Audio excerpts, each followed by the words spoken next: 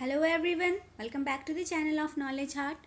और आज के वीडियो में हम लोग पढ़ने जा रहे हैं क्लास 8 साइंस के चैप्टर नंबर 9 के पार्ट 2 को। ओके, तो एज यू कैन सी हमारा चैप्टर नंबर 9 क्या है? It's reproduction in animals. Okay, तो आज ये हमारा जो है वीडियो पार्ट 2 वीडियो होगा इसी चैप्टर का। होपफुली हम लोग इस पार्ट में जो है अपने इस चैप्टर को ख़त्म कर लेंगे। ओके, तो इससे पहले जो मैंने पार्ट 1 वीडियो अपलोड करा था इस चैप्टर का, उसमें मैंने अच्छे से आपको एक्सप्लेन किया था what is reproduction. Okay, reproduction in animals क्या होता है, तो थोड़ा सा मैं बता देती हूँ what is reproduction.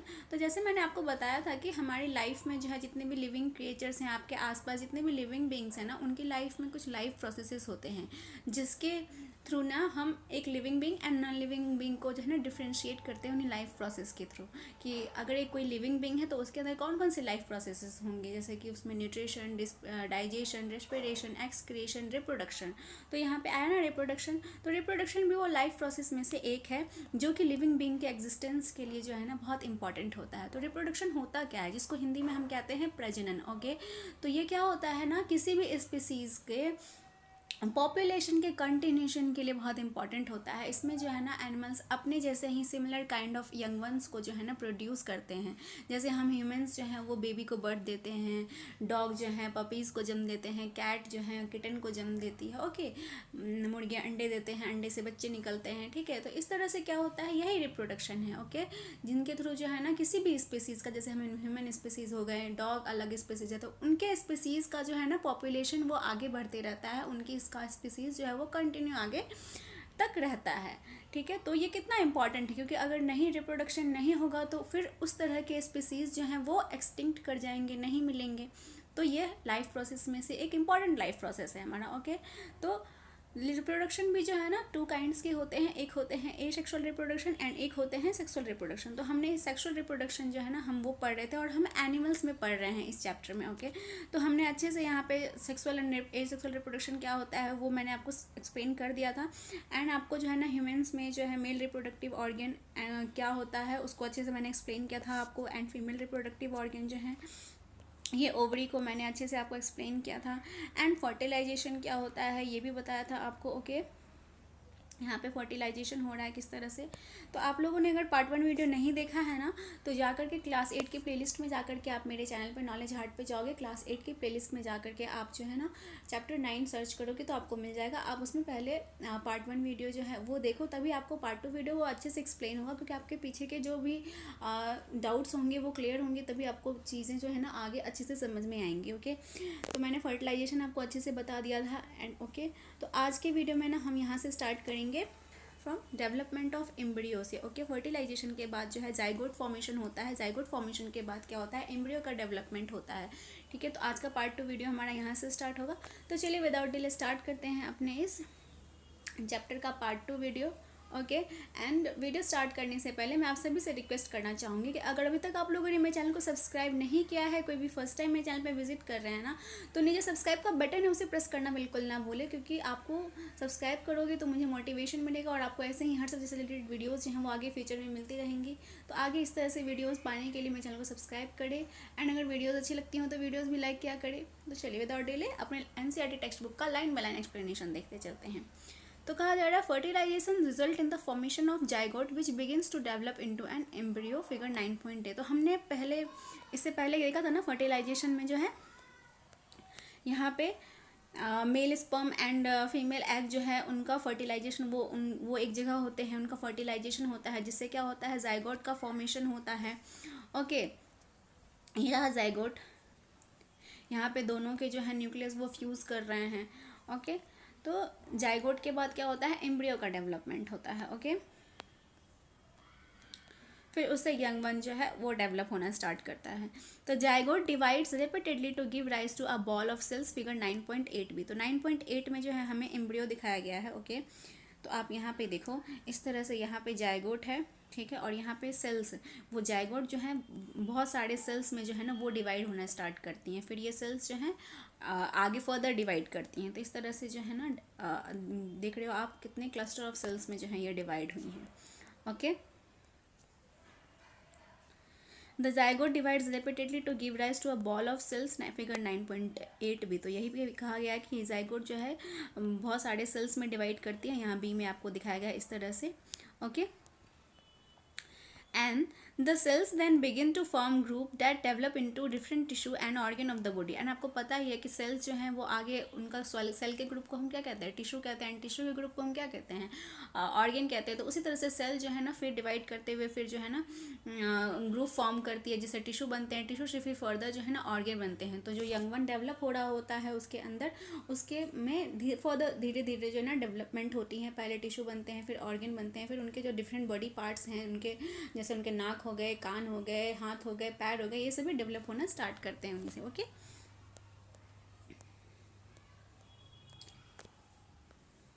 This developing structure is termed as embryo. और जो इसमें जो डेवलपमेंट हो रहा होता है ना एक यंग वन का ह्यूमन बॉडी के अंदर, इसी को हम क्या कहते हैं, इसको एम्ब्रियो कहते हैं। एम्ब्रियो के अंदर ही डेवलपमेंट होता है यंग वन के ह्यूमन के बच्चे का। Okay, the embryo gets embedded in the wall of the uterus for further development. और जो है ना ये एम्ब्रियो, आप देखो यहाँ पे जायगोट थी, जायगोट डिवाइड करते करते करते करते यहाँ पे जो है ना यूटेरस में यहाँ पे इस तरह से इस वॉल के में जो है ना आकर के स्टिक हो जाती है, चिपक जाती है, उससे अटैच हो जाती है। Okay, the embryo gets embedded in the wall of the, इस वॉल में जो है ना एम्बेडेड रहती है आगे के डेवलपमेंट के लिए, और फिर यहीं पे रहती है। यहाँ से जब फुल्ली ग्रोन बेबी जो है फुल ग्रो हो जाता है तो फिर इसके बाद यहाँ से वो बर्थ के थ्रू बाहर निकलता है। ओके, फिगर 9.8c में आपको यहाँ पे दिखाया गया है कि ये यूट्रस वॉल है एंड यहाँ पे एम्ब्रियो जो है डेवलप हो रहा है बच्चे में, मतलब आगे फर्दर जो है वो एक full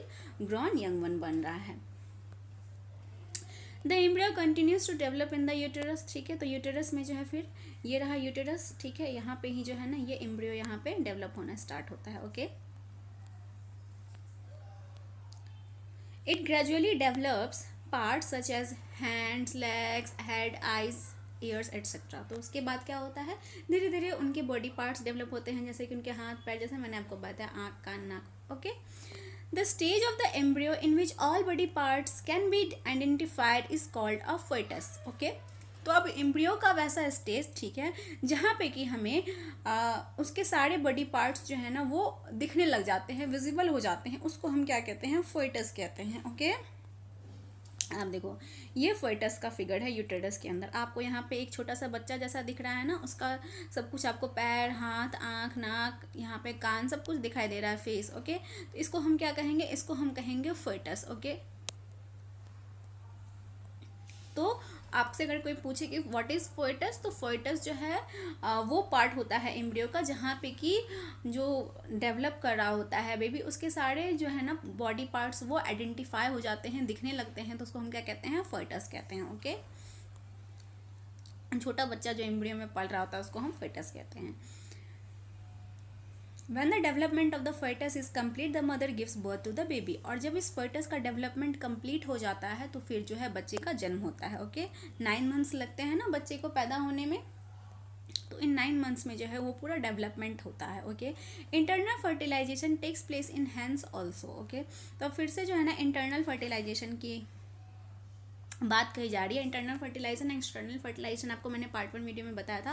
what is internal fertilisation, तो इंटरनल फर्टिलाइजेशन वैसा फर्टिलाइजेशन होता है जो किसी भी स्पीसीज की बॉडी के अंदर होता है, एंड एक्सटर्नल फर्टिलाइजेशन क्या होता है, एक्सटर्नल फर्टिलाइजेशन जो बॉडी के बाहर फर्टिलाइजेशन होते हैं, उनके male gamete and female gamete body के बाहर जब फर्टिलाइज करेंगे तो उसको हम एक्सटर्नल फर्टिलाइजेशन कहते हैं, and male gamete and female gamete जब बॉडी के अंदर फर्टिलाइज करते हैं उसको हम इंटरनल फर्टिलाइजेशन कहते हैं। Okay, but two hens give birth to babies like human being and cow. तो लेकिन क्या आपको पता है कि जो हैंस हैं वो जो हैं ह्यूमन की तरह, या फिर जो काव, गाय सब जो हैं वो जो बछड़े देती हैं वो भी ह्यूमंस की तरह ही देती है, बेबीज़ को बर्थ देती हैं डायरेक्ट, उनके आप देखते हो ना बच्चे का जन्म होता है, ह्यूमंस में भी बच्चे का जन्म होता है। लेकिन क्या मुर्गियाँ जो हैं वो इस तरह से बच्चे पैदा करती हैं क्या, यंग वन को बर्थ देती है, नहीं देती है ना, वो पहले अंडे देती है, अंडे से फिर बच्चे निकलते हैं। ओके, तो you know that they do not, तो वो ऐसा नहीं करती है। हालांकि फर्टिलाइजेशन उनकी बॉडी के अंदर ही होता है, हैंस की बॉडी के अंदर फर्टिलाइजेशन होता है और उनका एग अंदर डेवलप होता है, फिर वो एग जो है उनकी बॉडी के बाहर निकलता है, फिर वो एग फर्दर बॉडी के बाहर डेवलप करके उससे एग से जो है बच्चा निकलता है। Okay, and soon after fertilization the zygote divides repeatedly and travels down the oviduct। तो उनमें हेंस में क्या होता है ना कि जब उनके फर्टिलाइजेशन होता है, जायगोट का फॉर्मेशन होता है, उसके बाद वो जायगोट जो है ना डिवाइड करती हैं रिपीटेडली, बार बार डिवाइड करती हैं और जो है ना उनके ओविडक्ट से ट्रैवल करती हैं। ओके, ये ओविडक्ट कहाँ है, जैसे कि हमारे ह्यूमन बॉडी में यहाँ पे आपको दिखाया गया था ओविडक्ट, ये देखो ये है ना, ये रहा ओवरी और ये क्या है, ये ओविडक्ट है। तो इसमें जो है ना ट्रैवल करते रहती हैं।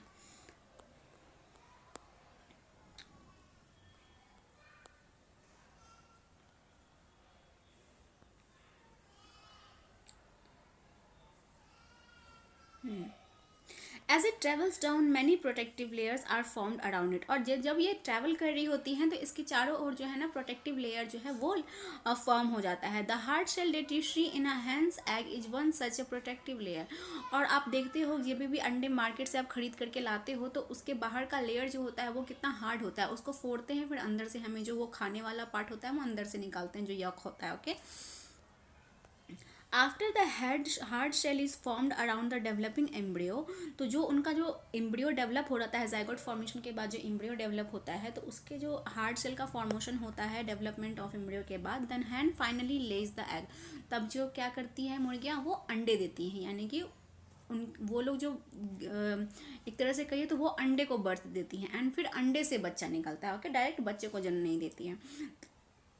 The embryo takes about 3 weeks to develop into a chick. Okay, तो ये जो बाहर उनका अंडा निकलता है वो क्या हुआ, एक तरह से वो उनका एम्ब्रियो ही है जो बाहर निकलता है। ओके, और ये एम्ब्रियो जो है उनका 3 हफ्ता लेता है एक मतलब छोटे से मुर्गी का बच्चा जिसको हम चिक कहते हैं उस चिक में बदलने में। ओके, तो you must have seen the hen sitting on the eggs to provide sufficient warmth. तो आपने अगर कभी मुर्गी का फार्म वार्म देखा होगा अपने आसपास, ओके, तो वहाँ पे आपने ज़रूर देखा होगा कि मुर्गियाँ जो होती हैं वो अपने अंडों के ऊपर बैठी होती हैं अक्सर। ठीक है, जब वो अंडे देती हैं उसके बाद वो अंडों के ऊपर बैठी होती हैं। क्यों बैठी होती है, क्योंकि वो उन अंडों को जो है ना प्रॉपर वार्मथ, प्रॉपर गर्माहट जो है ना वो प्रोवाइड कर रही होती हैं। Okay, did you know the development of chicks takes place inside the egg shell during this complete period. और ये जो 3 हफ्ते का कंप्लीट पीरियड होता है इसी में जो है ना वो चिक जो मुर्गा बनता है उसका डेवलपमेंट इसके अंदर होते रहता है। ओके, तो after the chick is completely developed it burst open the egg shell. तो जैसे ही ये चिक पूरा तरह से डेवलप हो जाती हैं तो इसके बाद जो है ये अंडे से बाहर निकल के आती हैं। ओके, तो in animals which undergo external fertilisation development of the embryo takes place outside the female body. तो वैसे एनिमल जिनके अंदर की जिनमें की फर्टिलाइजेशन एक्सटर्नल, हालांकि हैन में जो है फर्टिलाइजेशन इंटरनल हुआ लेकिन उनका जो उन्होंने क्या किया, अंडे को जन्म दिया, अंडे से फिर जो है बच्चा पैदा हुआ कुछ 3 हफ्ते के बाद। लेकिन ऐसे एनिमल्स जिनमें कि फर्टिलाइजेशन बाहर होता है, जैसे हमने एक्वेटिक एनिमल्स में देखा था, उनमें क्या होता है कि फर्टिलाइजेशन बॉडी के बाहर होता है। तो उनमें क्या होता है, डेवलपमेंट ऑफ एम्ब्रियो जो है वो भी बॉडी के बाहर ही स्टार्ट होता है। The embryo continues to grow within their egg covering. और एम्ब्रियो जो है फिर एग कवरिंग में जो है डेवलप हो रहे होते हैं उनमें भी। आफ्टर द एम्ब्रियोज डेवलप, जब एम्ब्रियो डेवलप हो जाते हैं, द एग हैच, फिर क्या होता है उसमें से अंडा निकलता है। तो you must have scene numerous tadpole swimming in Pond's and stream.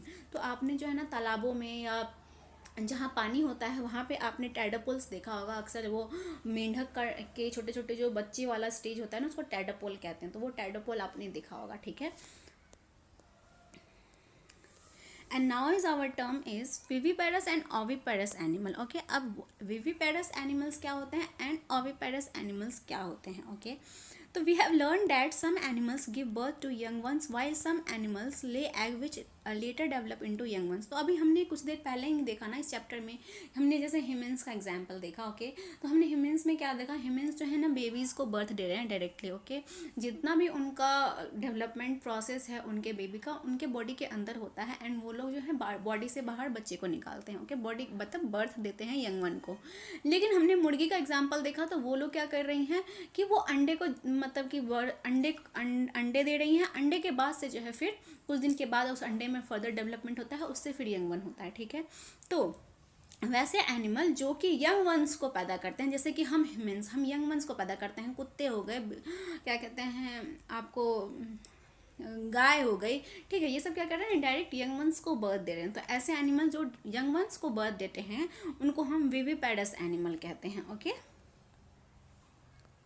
And वैसे एनिमल्स जो कि एग देते हैं उनको हम ओविपेरस कहते हैं। ओके, तो आप ओवी से याद रखना कि वैसे होते हैं जो कि अंडे देते हैं, एंड विवी जो है वो क्या कहते हैं, यंग वंस को बर्थ देते हैं। तो those animals who give birth to young ones are called viviparous, and those animals who give birth to which give birth to नहीं विच ले एग। ओके, ठीक है, क्योंकि वो अंडे देते हैं, which lay egg are called oviparous animals. Okay, I hope आपको ये क्लियर हो गया होगा viviparous and what is oviparous. Okay, the following activity will help you understand better and differentiate between viviparous and oviparous animal. Okay, यहाँ पे हमें कुछ activity दी हुई है, इसमें कहा जा रहा है कि हम viviparous and oviparous को better differentiate कर पाएँ, यहाँ से हम समझेंगे। ओके, तो चलिए देखते हैं क्या कहा जा रहा है। Try to observe egg of the following organism. आप कुछ ऑर्गेनिजम्स के जो है ना एग को ऑब्जर्व करो, फ्रॉग, लिजार्ड, बटरफ्लाई और मॉथ, एंड क्रॉ और एनी अदर बर्ड। ओके, तो were you able to observe egg of all of them, तो क्या आप इन सभी के जो है अंडों को ऑब्जर्व कर पा रहे हो। Make drawings of the eggs that you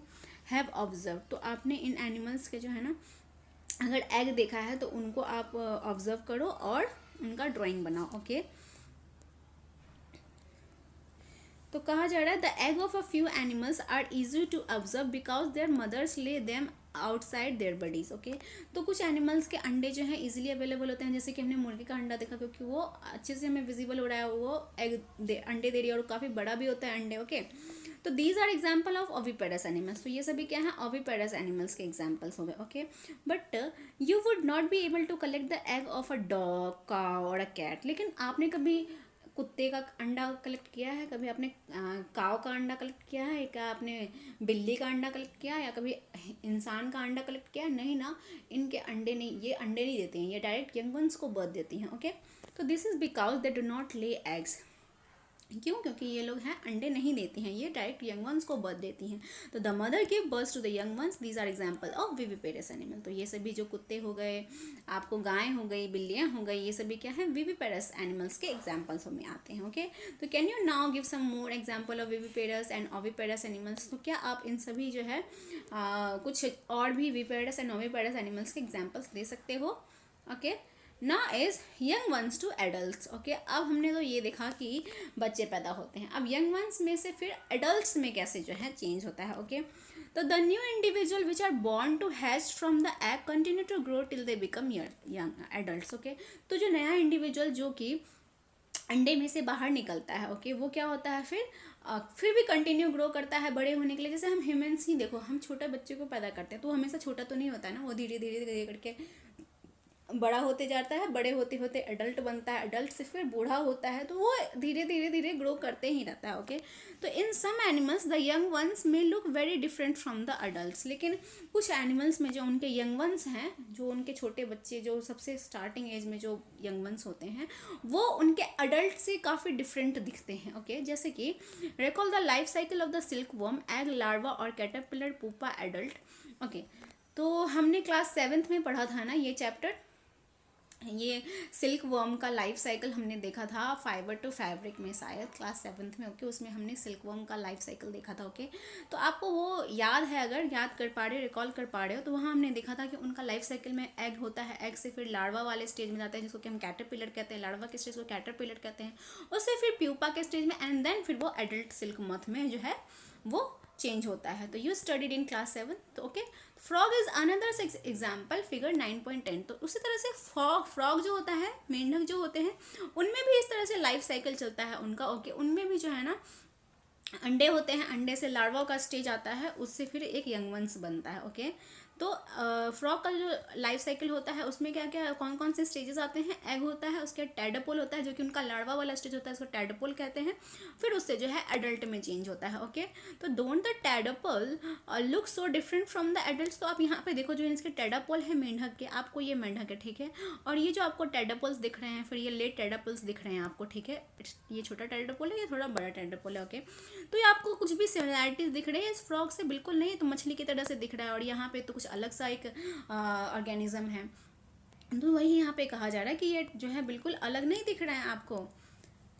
इसके जो टेडपोल्स हैं। सिमिलरली द कैटरपिलर और the pupa of silkworm look very different from the adult moth. उसी तरह से जो हमने सिल्कवर्म का एक्टिविटी मतलब सिल्कवर्म के बारे में पढ़ा था क्लास 7, तो उसमें भी हमने देखा था जो उनके कैटरपिलर जो हैं वो उनके जो एडल्ट सिल्क मॉथ होती है उससे बहुत डिफरेंट दिखते हैं। ओके, उस तरह से नहीं दिखते हैं जिस तरह से कि एक एडल्ट सिल्क मॉथ दिखता है।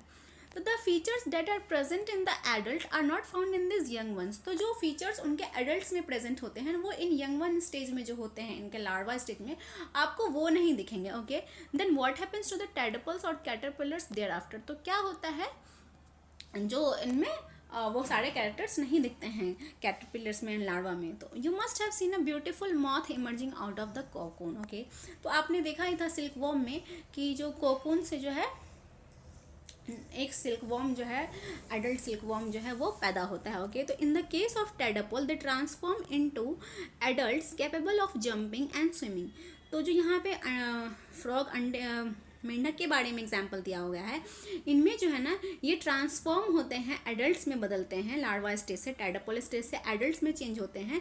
और वो आपको पता है कि मेंढक जो हैं पानी में रहते हैं, बाहर भी रहते हैं, ठीक है, तो वो जंप भी करते हैं एंड स्विम भी करते हैं। लेकिन उनके टेडपोल जो होते हैं वो उनमें जंप करने का जो कैरेक्टर है वो नहीं होता है। ओके, तो the transformation of the larva into an adult through drastic changes is called Metamorphosis. Okay, तो वो जो स्टेज होता है, वो जो ट्रांसफॉर्मेशन होता है उनके लार्वा का से एडल्ट तक के स्टेज में जाकर के चेंज होने का, जिनमें कि उनमें इतने सारे ड्रास्टिक चेंजेस होते हैं, जिनमें कि जो टैडपोल है वो जंप नहीं कर पा रहे होते हैं, लेकिन जो एडल्ट्स होते हैं वो जंप करते हैं, स्विम करते हैं। ओके, तो इनको हम क्या कहते हैं, मेटामॉर्फोसिस। इस वर्ड में ही मीनिंग है, मॉर्फोसिस मतलब होता है कुछ भी चेंज एंड मेटा मतलब कि बहुत बड़ा चेंज।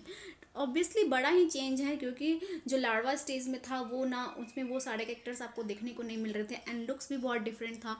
एंड जो एडल्ट था वो जो है जंप कर पा रहा था एंड उसका भी लुक जो है पूरा डिफरेंट हो गया। तो ये मेटामॉर्फोसिस ड्रास्टिक चेंज के थ्रू जो है वो गुजरा उसका उस स्टेज में। Okay, what about the changes that we observe in our body as we grow. And ऐसे चेंजेस जो हम अपनी बॉडी में भी देखते हैं जब हम बड़े होते हैं। ठीक है, हम तो पैदा होते हैं, ठीक है, हमारे पास हाथ होता है, नाक, लेकिन सब कुछ छोटे छोटे होते हैं। तो जैसे जैसे हम ह्यूमन्स बॉडी जब ग्रो करते हैं तो हमारा सब कुछ चेंज होता है, हाथ भी बड़ा होता है, पैर भी बड़ा होता है, हम लंबे होते जाते हैं, ठीक है, बड़े होते जाते हैं। ये तो सभी आप काऊ का देख लो, डॉग का देख लो, उनके भी बच्चे जब होते हैं तो छोटे छोटे होते हैं, फिर धीरे धीरे बड़े होते हैं। ओके, इनफैक्ट हम ह्यूमन बींग्स में तो आप ये भी देखोगे कि जो बच्चे पैदा होते हैं वो सभी एक जैसे ही लाल लाल से दिखते रहते हैं ना। फिर धीरे धीरे धीरे धीरे जो है ना उनका फेस पता चलता है कैसा है, लेकिन फेस भी धीरे धीरे थोड़ा थोड़ा चेंज होता है, लेकिन एग्जैक्ट जो है पूरा एकदम से बदल नहीं जाता है चेहरा।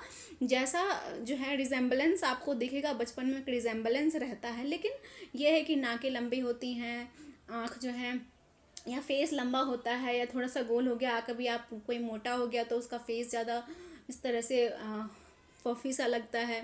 तो ये सभी चेंजेस जो है ना ह्यूमन्स बॉडी में होते रहते हैं जैसे जैसे वो बढ़ते हैं। ओके, ग्रो करते हैं। ओके,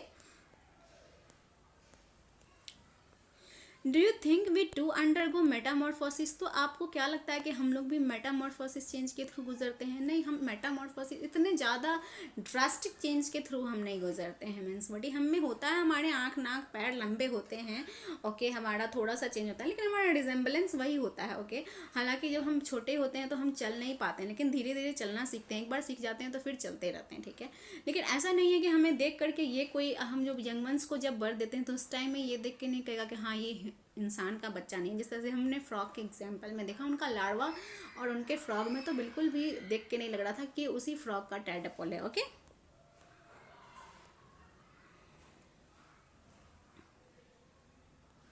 कहा जा रहा है in human beings body part similar to those present in the adults are present from the time to birth. तो ह्यूमन बॉडी में जो है सारे बॉडी पार्ट्स जो होते हैं उनके बर्थ के टाइम में जितने बॉडी पार्ट्स होते हैं वो सारे रहते हैं, बस वो छोटे बड़े के बड़े होते जाते हैं। Okay, and now is our next term asexual reproduction. Okay, हमने सेक्सुअल रिप्रोडक्शन के बारे में देख लिया, ह्यूमन्स में सेक्सुअल रिप्रोडक्शन देख लिया, कैसे होता है ये पूरा सेक्सुअल रिप्रोडक्शन हमने वो देख लिया। अब हम पढ़ेंगे अपना नेक्स्ट टॉपिक है वो जो है ए सेक्सुअल रिप्रोडक्शन। तो ए सेक्सुअल रिप्रोडक्शन में क्या होता है, हमने देखा था कि सेक्सुअल रिप्रोडक्शन होता है उनमें मेल एंड फीमेल दो गैमेट की, दो ऑर्गेनिज्म की जरूरत हो रही है, दो जेंडर की जरूरत हो रही है एक नया इंडिविजुअल को पैदा करने के लिए या न्यू इंडिविजुअल को बर्थ देने के लिए। लेकिन ए सेक्सुअल में जो है ना एक ही सेक्सुअलिटी चाहिए, यानी कि कोई एक ही इंडिविजुअल है वो अपने जैसे यंग वन को बर्थ दे देगा बिना किसी दूसरे जेंडर के इन्वॉल्वमेंट के। ओके, तो यही होता है एसेक्सुअल। सेक्सुअल यानी एसेक्सुअल यानी एक ही कोई चाहिए आपको यंग वन को, उसी के जैसा similar kind of young one के प्रोडक्शन के लिए, ठीक है, प्रोडक्शन के लिए। ओके, तो so far we have learnt about reproduction in some familiar animals, but what about very small animals like hydra and microscopic organisms like amoeba? Do you know how they reproduce? Let us find out.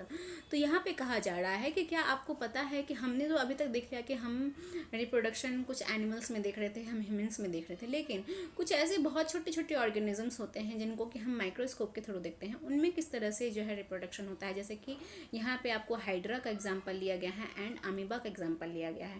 तो ये लोग जो है ना asexual reproduction के through जो है अपने अपने पॉपुलेशन को कहिए अपने स्पीसीज़ के कंटिन्यूशन को जो है ना कंटिन्यू करते हैं वो इस एसेक्सुअल रिप्रोडक्शन के थ्रू। ओके, तो हम अपने नेक्स्ट वीडियो में आगे इस चैप्टर को बढ़ाएंगे। ओके, हम asexual reproduction hydra and amoeba में देखेंगे। थोड़ा सा हमारा टॉपिक बाकी रह गया है, हम अगले वीडियो में देखेंगे। ओके, तो आज की वीडियो में यहीं तक, हमने पूरा चैप्टर इस वीडियो में नहीं कवर किया। अब अगले वीडियो में पार्ट 3 वीडियो जो आएगा उसमें हम कवर करेंगे। ओके, तो वीडियो अगर अच्छी लगी हो, आई होप मैंने आपको सारे जो टर्म्स हैं वो अच्छे से क्लियर किए होंगे, आपको अच्छे से क्लियर हो गए होंगे। तो वीडियो अगर अच्छी लगी हो तो वीडियो को लाइक करें, चैनल पर नए हैं तो चैनल को सब्सक्राइब करना बिल्कुल ना भूलें। तो चलिए मिलते हैं अपने नेक्स्ट वीडियो में, तब तक के लिए bye bye, thank you, keep learning.